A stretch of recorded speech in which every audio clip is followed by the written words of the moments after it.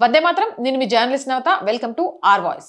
Bhim Army ఆధ్వర్యంలో నిర్వహించిన ఓ కార్యక్రమంలో మత మార్పిళ్ల కార్యక్రమం వెలుగులోకి వచ్చింది. యూపీలోని ఘాజీపూర్లో ఈ ఘటన జరిగింది. దీంతో బలవంతపు మత మార్పిళ్లు చేస్తున్న నలుగురిని పోలీసులు అరెస్ట్ చేశారు. వాగ్దానాలు, మత ప్రబోధాల ద్వారా, స్వస్థత కూటముల ద్వారా ప్రజలను ఆకర్షిస్తున్నట్లు తేలింది. మరీ ముఖ్యంగా షెడ్యూల్ తెగల వారిని ప్రలోభపెట్టి క్రైస్తవంలోకి మారుస్తున్నట్లు గ్రామస్తులు పేర్కొంటున్నారు.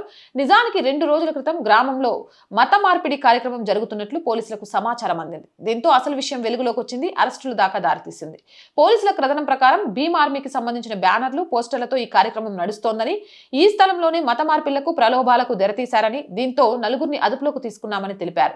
హిందూ మతాన్ని విడనాడి క్రైస్తవ మతాన్ని స్వీకరించాలని నిందితులు గ్రామస్తులకు ప్రలోభ పెట్టేందుకు ప్రయత్నించినట్లు అధికారులు తెలిపారు.